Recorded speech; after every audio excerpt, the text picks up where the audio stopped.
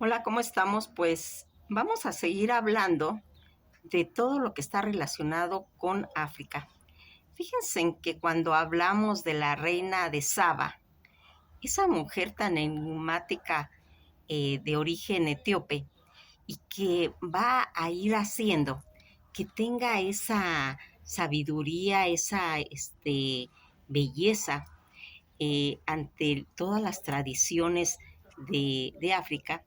Uno de los libros que va a ir mencionando a esta enigmática mujer también va a ser el Quebra Nagast, este libro de la gloria de los reyes de Etiopía, que es una crónica pues pretendidamente histórica, la historia de todos esos reyes etíopes que se remontaron toda su genealogía hasta Menelik, que es el hijo de la reina de Saba, y que va a hacer esa relación que tuvo con el rey Salomón, la reina de Saba, y que contiene una serie de tradiciones sobre la monarquía etíope.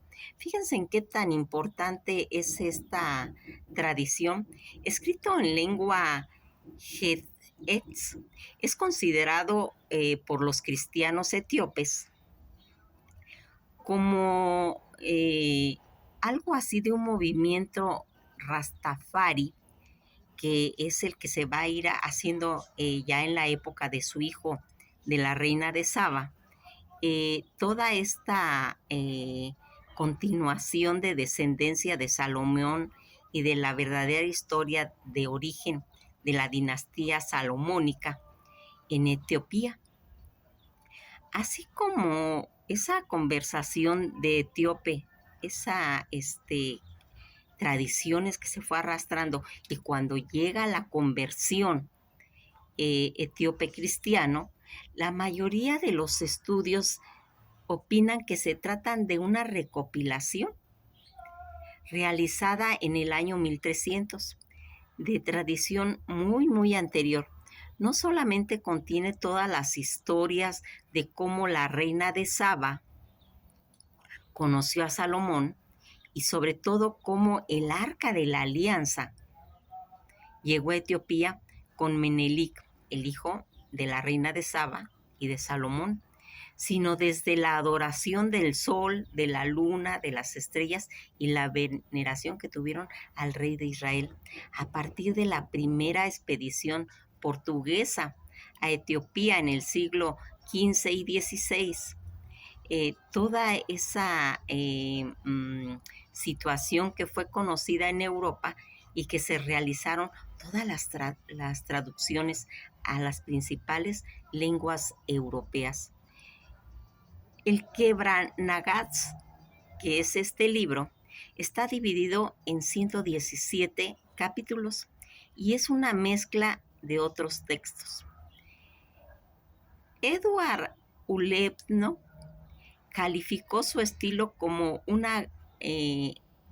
gran conflicto de acciones legendarias. En el documento que se presenta como una pues referencia, ese debate entre 318 padres ortodoxos en la primera concilia de Nicea. Recuerden lo de los concilios. Estos sacerdotes plantean la pregunta: ¿en qué consiste la gloria de los reyes? A lo que responde un padre, eh, Gregorio, con un discurso en el capítulo 3:17, que termina con la declaración en la que Moisés va a hacer una copia de la gloria de Dios y la guarda en el arca de la alianza. Después el arzobispado de Dominitus lee en el libro que había encontrado en la iglesia de Sofía, posiblemente en Hagia Sofía, e introducen en la historia de Baqueda, porque así se conocía a la reina de Saba.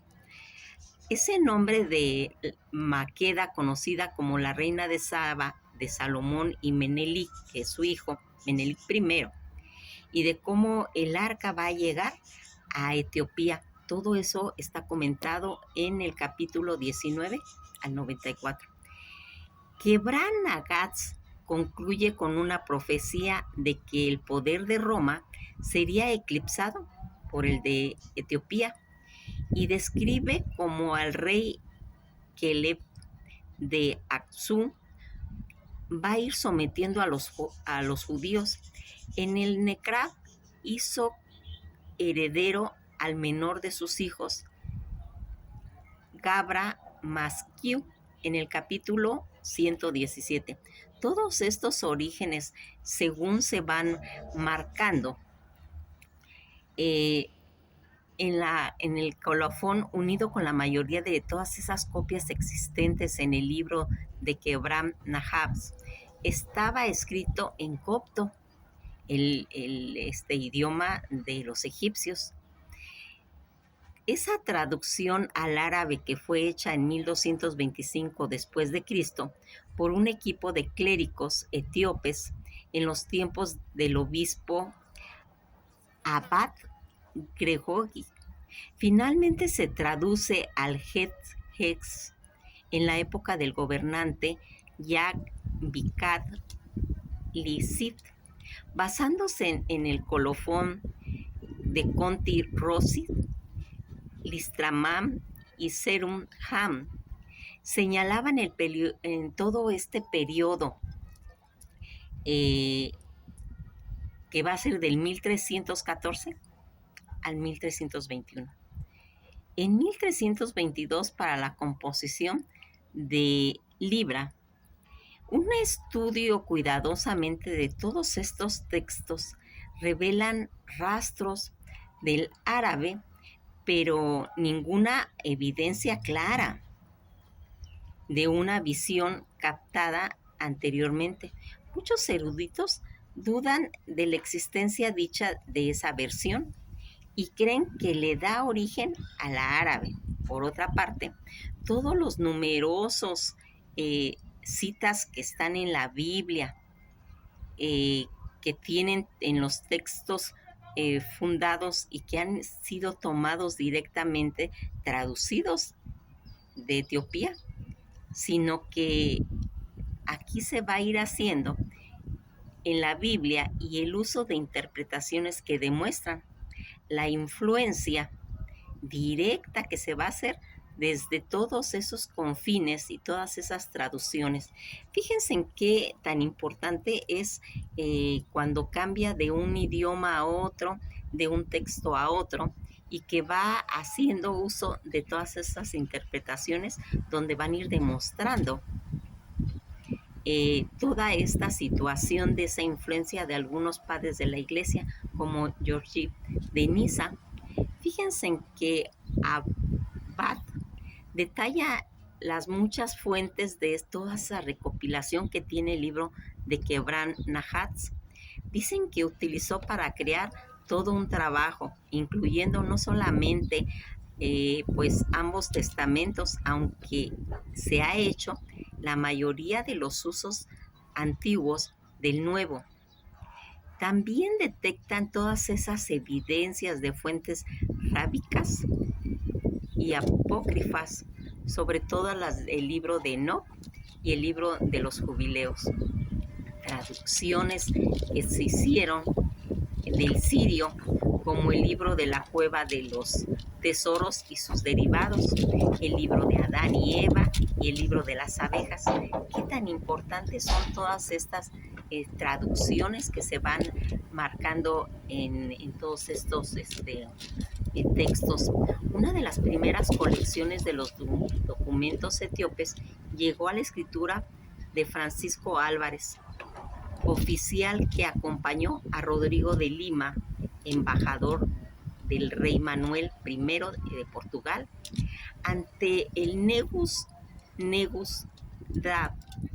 Esos documentos relativos con las misiones de Álvarez incluyeron la historia del emperador de Etiopía y una de las descripciones en portugués de los hábitos de los etíopes, titularmente en la Preste de Juan de las Indias, que influyó en toda esa impresión en 1533.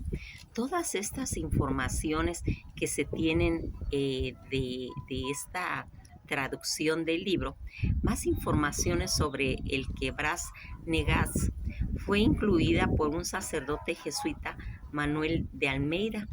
En sus historias de Etiopía, Almeida fue enviado como misionero y tuvo esa oportunidad de estudiar al Quebra Nagaz debido a sus excelentes conocimientos de la lengua, sus manuscritos y sus trabajos tan valiosos que tenía. Cuando nosotros vamos dándonos cuenta de la valía del primer cuarto de siglo XVI, comenta P.N. Godin, va a publicar algunas historias sobre el rey Salomón. Estas historias que van a ir haciendo que tenga la valía, la importancia de comentar todo lo que había ocurrido con su hijo Menelik, procedentes de Cabranagaz. Más datos sobre todo este contenido, sobre todo lo que dio Baltasar Telles en 1595 y en 1675, el autor de la Historia General de Etiopía, Alta Coiba, en 1660. Todas estas fuentes de trabajo eran la historia de Manuel Almeida, de Alfonso Méndez y de Yehuranima Lobo. Cuando nosotros vamos viendo todas estas historias de este pueblo con el león de Judá, símbolo etíope, en su bandera de color rojo, amarillo y verde, fue hasta finales del siglo XVII que se publicó. James Brooks va a ir mencionando a través de todo este recorrido en busca de las fuentes del Nilo que llegaron todos los eruditos, teólogos europeos y la mayor de ellos con toda esta información del contenido del Quebra Naggat. Cuando Bruce abandonó pues todas esas poblaciones, el gerente del emperador Tenki le dio varios valiosos manuscritos, entre ellos una copia del Quebra Naggat. Cuando se va a ir publicando toda esta tercera edición en los viajes de la búsqueda de las fuentes del Nilo, incluye una descripción de ese manuscrito original que más tarde entregaría a la biblioteca de Moderna en la Universidad de Oxford.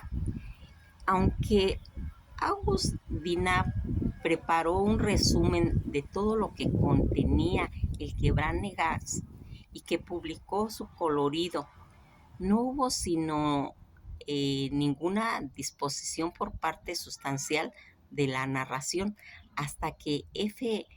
Bractori publicó los capítulos tanto el 19 como el 32 en una versión en latín. 35 años después, ya en 1905, al pues mencionarlo, toda esa concepto en alemán, el alemán Karl Bergson publicó un texto completo acompañado de unos comentarios. Hoy en día el Quebra Naggat es una publicación en inglés en 2 ediciones, una en 1997 y la otra en 1995, de un francés que publicó muy reciente todo lo relacionado con el Quebra Naggat, que se encuentra en una edición publicada ya en el 2007. Esa traducción en la que se va haciendo el escritor estadounidense, de estadounidense.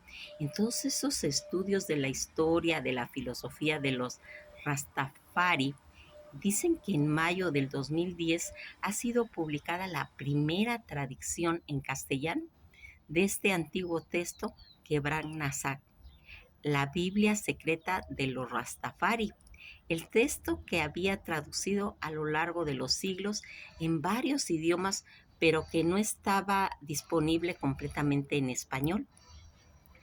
Cuando la primera publicación relativa con el Quebrana Gaps en español data del siglo XVI y se trata de dos ediciones completamente que limitan en pocos capítulos traducidos posiblemente en portugués o en castellano y publicado todo en Toledo en 1528 y en Barcelona en 1547. Es algo, pues se puede decir que interesante. Y interesante cuando vemos la historia de todos estos reyes etíopes, tan importante, tan importante porque va a ir dándonos la oportunidad de conocer cuáles eran los orígenes de todos esos reyes etíopes. Y por eso ahora quisimos volver a traer a la reina de Saba, tan importante mujer que va a marcar toda una dinastía para el conocimiento de las generaciones futuras. Nos vamos a quedar hasta aquí y pues vamos a ir mencionando pequeños pasajes de la reina de Saba porque realmente es muy importante ella, importante porque marcó ese sincretismo entre el pueblo judío y el etíope.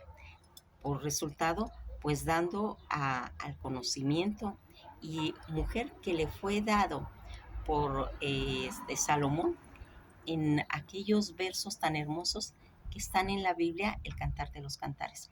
Nos quedamos hasta aquí y pues queremos marcar algo interesante porque fíjense en que cuando estamos conociendo esta historia de África que va dando fe a cosas tan interesantes tanto en el pueblo judío como en el pueblo etíope, esa historia de Israel en la que ya habíamos dicho que Etiopía no fue esclavizado, pues primero por su geopolítica, por su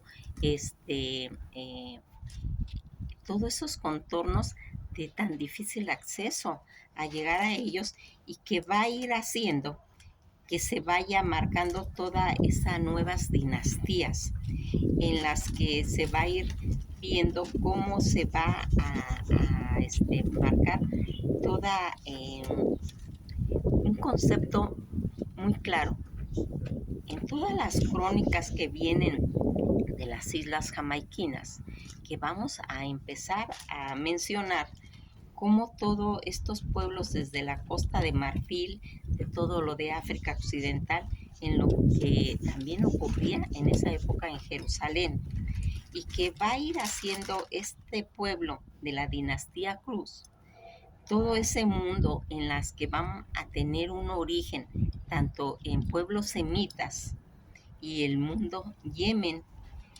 Aquí vamos a ir marcando a un dirigente que va a dar todo un concepto de brillantez, como va a ser Jeff Gelapsi.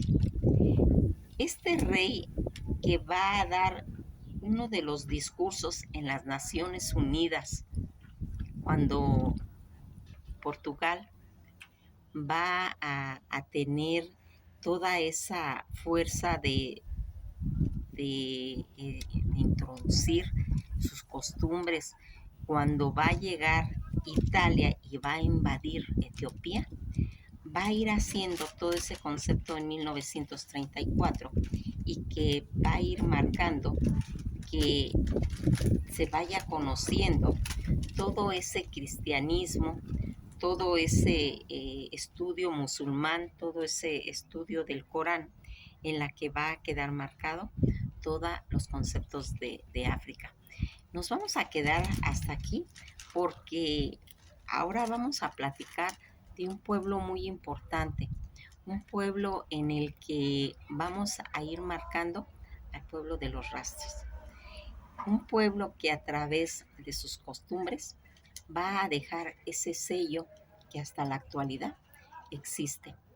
Todos estos rastras que van haciendo por medio de sus trenzas el concepto de las garras del león de Judá.